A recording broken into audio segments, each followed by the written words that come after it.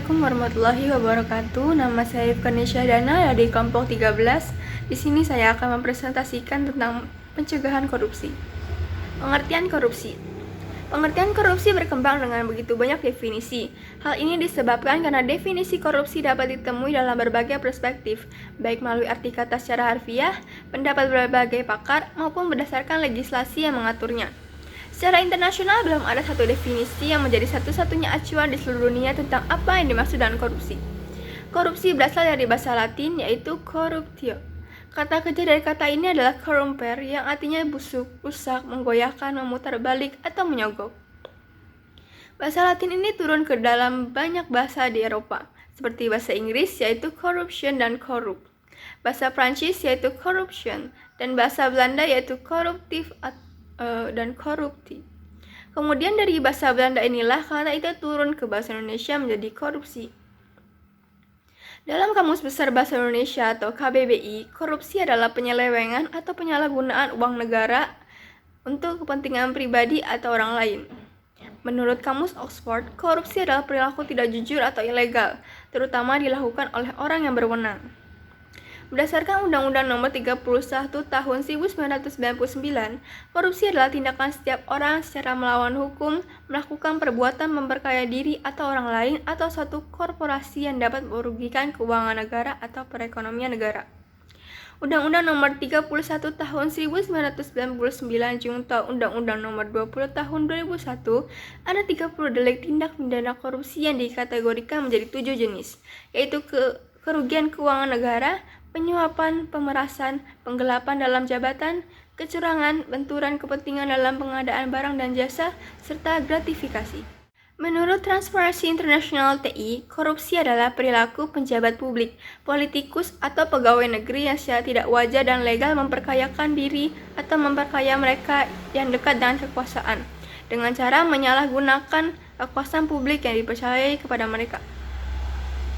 Dalam Black Law Dictionary mengatakan bahwa korupsi adalah suatu perbuatan dari suatu yang resmi atau kepercayaan seseorang yang mana dengan melanggar hukum dan penuh kesalahan memakai sejumlah keuntungan untuk dirinya sendiri atau orang lain yang bertentangan dengan tugas dan kebenaran-kebenaran lainnya.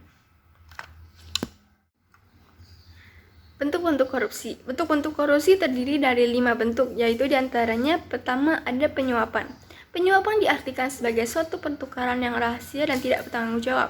Penyuapan selalu dilakukan dengan berbagai strategi tergantung pertukaran dilakukan. Maka dari itu, perbedaan terjadi di antara negara yang berbeda terkait dengan penyuapan akan lebih bersifat kuantitatif dibandingkan struktural. Yang kedua ada trending influence. Menurut Artijo Alkolsar, tim peneliti Indonesia Corruption Watch, trending influence atau disebut sebagai perdagangan pengaruh adalah suatu tekanan yang mempengaruhi sikap orang untuk menentukan pendapatnya, sehingga dengan demikian lebih bersifat tekanan, di mana tekanan dapat berupa tekanan kekuasaan politik dan tekanan ekonomi. Yang ketiga adalah pembelian suara. Sejak politisi harus berusaha untuk menenangkan dan menguasai pemilih mereka, pemimpin mempolitik terkadang percaya bahwa tidak ada alternatif lain daripada membeli suara untuk memenangkan pemilu. Dengan cara membeli suara, hal itu merupakan sebuah strategi untuk mempertahankan kekuasaan mereka.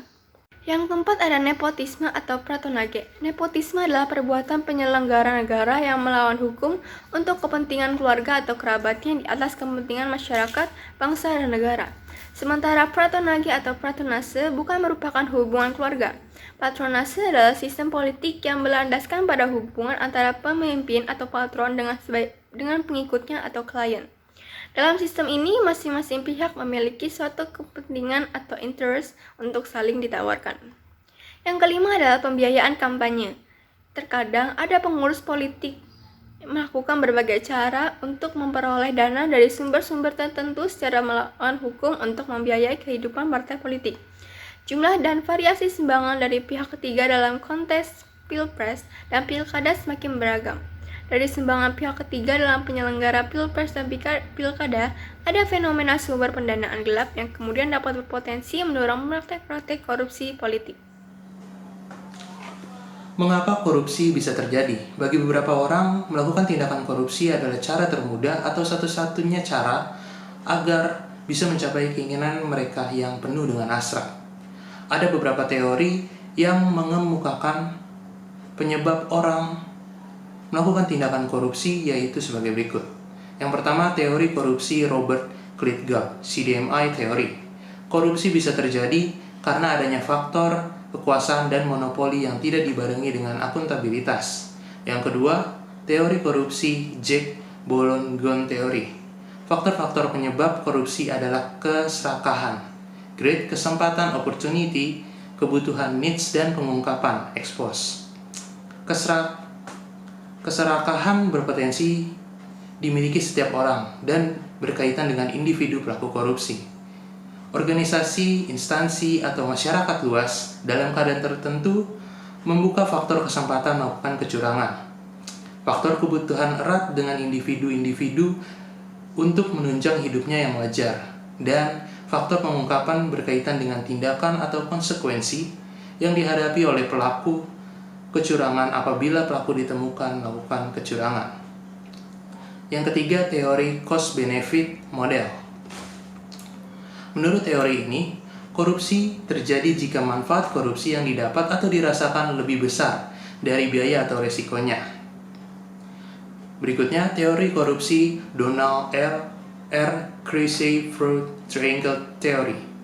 3 faktor yang berpengaruh terhadap kecurangan adalah kesempatan, motivasi, dan rasionalisasi. Ketiga faktor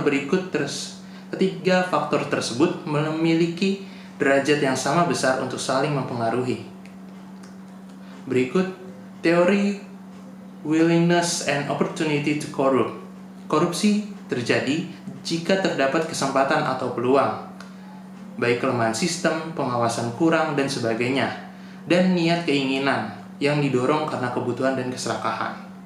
Selain itu, ada beberapa kondisi yang menyebabkan munculnya korupsi di suatu birokrasi, misalnya sebagai berikut. Yang pertama, pemimpin memiliki mental tidak bertanggung jawab. Yang kedua, pemimpin memiliki mental selalu ingin mendapatkan keuntungan material. Yang ketiga, kurangnya transparansi di pengambilan keputusan pemerintah. Yang keempat, kampanye politik yang mahal.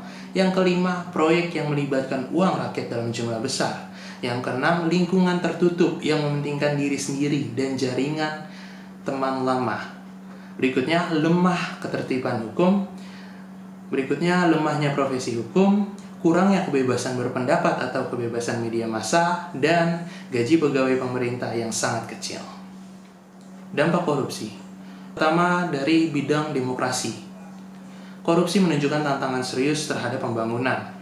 Di dalam dunia politik, korupsi mempersulit demokrasi dan tata pemerintahan yang baik, good governance, dengan cara menghancurkan proses formal. Korupsi di pemilihan umum dan di badan legislatif mengurangi akuntabilitas dan perwakilan di pembentukan kebijaksanaan. Korupsi di sistem pengadilan menghentikan ketertiban hukum, dan korupsi di pemerintahan publik menghasilkan ketidakseimbangan dalam pelayanan masyarakat. Secara umum, korupsi mengikis kemampuan institusi dari pemerintah karena pengabaian prosedur, penyedotan sumber daya, dan pejabat diangkat atau dinaikkan jabatan bukan karena prestasi. Pada saat yang bersamaan, korupsi mempersulit legitimasi pemerintah dan nilai demokrasi seperti kepercayaan dan toleransi. Yang kedua, dampak berikutnya dari bidang ekonomi. Korupsi juga mempersulit pembangunan ekonomi dan mengurangi kualitas pelayanan pemerintahan. Korupsi juga mempersulit pembangunan ekonomi dengan membuat distorsi dan ketidakefisienan yang tinggi. Dalam sektor privat, korupsi meningkatkan ongkos niaga karena kerugian dari pembayaran ilegal, ongkos manajemen dalam negosiasi dengan pejabat korup, dan risiko pembatalan perjanjian atau karena penyelidikan. Walaupun ada yang menyatakan bahwa korupsi mengurangi ongkos niaga dengan mempermudah birokrasi, konsensus yang baru muncul berkesimpulan bahwa ketersediaan sogokan menyebabkan pejabat untuk membuat aturan-aturan baru dan hambatan baru, di mana korupsi menyebabkan inflasi ongkos niaga.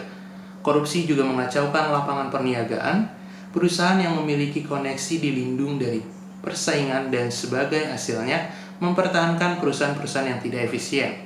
Korupsi menimbulkan distorsi di dalam sektor publik dengan mengalihkan investasi publik ke proyek-proyek masyarakat yang mana sogokan dan upah tersedia lebih banyak.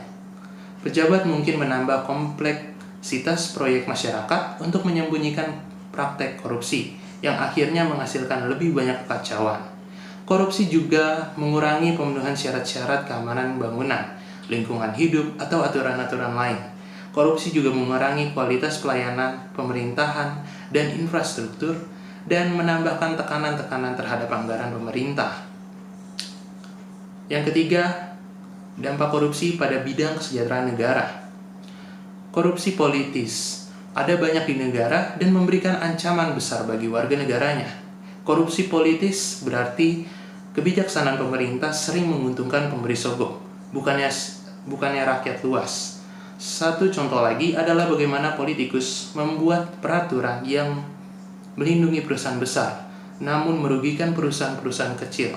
Politikus-politikus pro-bisnis ini hanya mengembalikan pertolongan kepada perusahaan besar yang memberikan sumbangan besar kepada kampanye pemilu mereka. Gerakan anti korupsi. Korupsi di Indonesia terus menunjukkan peningkatan dari tahun ke tahun. Tindak pidana korupsi sudah meluas dalam masyarakat, baik dari jumlah kasus yang terjadi dan jumlah kerugian negara maupun dari segi kualitas tindak pidana yang dilakukan semakin sistematis serta lingkupnya yang memasuki seluruh aspek kehidupan masyarakat. Salah satu upaya pemberantasan korupsi adalah dengan sadar melakukan suatu gerakan anti korupsi di masyarakat. Gerakan ini adalah upaya bersama yang bertujuan untuk menumbuhkan budaya anti korupsi di masyarakat. Dengan tumbuhnya budaya anti korupsi di masyarakat diharapkan dapat mencegah munculnya perilaku koruptif. Gerakan anti korupsi adalah suatu gerakan jangka panjang yang harus melibatkan seluruh pemangku kepentingan yang terkait, yaitu pemerintah, swasta, dan masyarakat. Keberhasilan gerakan anti korupsi tidak hanya diukur dari berapa banyak koruptor di penjara dan seberapa besar uang negara yang diselamatkan. Akan tetapi, kesuksesannya juga diukur dari dampak gerakan ini terhadap pemerataan ekonomi dan kesejahteraan rakyat. Oleh karena itu, jika ekonomi hanya dikuasai segelintir orang dan masih banyak rakyat miskin, gerakan ini belum berhasil mencapai tujuannya. Karena inilah sesungguhnya esensi dan tujuan akhir dari gerakan anti korupsi. Korupsi penghambat utama tata kelola pemerintah yang baik dan bersih. Korupsi saat ini merupakan permasalahan bukan hanya bagi Indonesia, namun juga bagi masyarakat internasional. Fenomena korupsi membuat bangsa Indonesia memiliki citra sebagai bangsa korup, sehingga penyelenggaraan good governance atau tata kelola pemerintahan yang baik dan bersih terhambat dan mengalami banyak kendala. Bagi sebagian besar masyarakat Indonesia, korupsi dianggap sebagai salah satu musuh utama. Namun demikian, harapan masyarakat untuk membasmi bukanlah suatu hal yang mudah. Berdasarkan pemahaman mengenai good governance dan permasalahan di sekitar korupsi dan nepotisme, sebagaimana telah dikemukakan terlebih dahulu, maka dikaitkan dengan permasalahan korupsi dan nepotisme yang merupakan permasalahan yang besar, haruslah ditangani dengan secara proporsional. Bila mana masalah korupsi ini tidak mendapatkan porsi yang memadai dalam upaya pencegahan dan penindakannya, maka sudah dapat dipastikan bahwa mewujudkan good governance akan menjadi sulit. Korupsi dan nasib demokrasi di Indonesia. Demokrasi Indonesia menghadapi berbagai tantangan dan kendala dalam penyelenggaraannya menuju tata kelola pemerintah yang baik yang bersih. Salah satu kendala tersebut adalah aktivitas korupsi oleh penyelenggara negara, pegawai pemerintah, dan wakil rakyat. Kasus Indonesia menunjukkan bahwa masa transisi demokrasi berjalan sangat lambat, yang bahkan mungkin tidak akan pernah berujung pada demokrasi. Sebab utamanya adalah perilaku korupsi yang justru semakin tak terkendali. Dirunut secara genealogis, korupsi pada masa transisi demokrasi saat ini adalah fase ketiga, yang justru paling berbahaya. Ketiga fase korupsi di Indonesia adalah sebagai berikut. Yang pertama ada Orde Lama. Sifat korupsinya masih dalam lingkaran elit yang terbatas, terutama lingkaran yang dekat dengan Soekarno. Nasionalisme perusahaan-perusahaan Belanda dan sistem administrasi juga memicu perilaku korupsi. Yang kedua, ada Orde Baru. Korupsi semakin meluas karena Indonesia membuka keran utang luar negeri di samping memberi porsi lebih bidang ekonomi dalam proses pembangunan. Muncul pengusaha-pengusaha yang dekat dengan penguasa. Korupsi juga terjadi karena investasi asing diberi keleluasaan mengelola sumber daya alam Indonesia. Yang terakhir ada Orde Reformasi atau masa transisi demokrasi. Korupsi semakin membudaya karena adanya otonom daerah dan desentralisasi. Jika selama Orba pusat korupsi ada di Jakarta, masa Orde Reformasi korupsi menyebar ke daerah-daerah. Pemilu atau pemilu kada langsung menjadi ajang praktik korupsi. Korupsi pada era reformasi semakin masif dan terbuka. Kesimpulan dan saran. Kesimpulan berdasarkan dari pembahasan di atas, maka dapat disimpulkan bahwa korupsi merupakan tingkah laku individu yang menggunakan wewenang dan kekuasaannya guna mengeruk keuntungan pribadi atau kelompok, dan sangat merugikan kepentingan umum dan sangat bertentangan dengan norma-norma yang berlaku. Dan saran, kami menyarankan agar pemerintah lebih meningkatkan kontrol terhadap lembaga-lembaga yang ada, lalu pemerintah seharusnya menindaklanjuti kasus korupsi dengan tegas, konsisten, dan tidak pandang bulu. Tidak hanya itu, sebagai warga negara Indonesia, kita harus menanamkan sikap anti korupsi ke generasi muda dan generasi selanjutnya.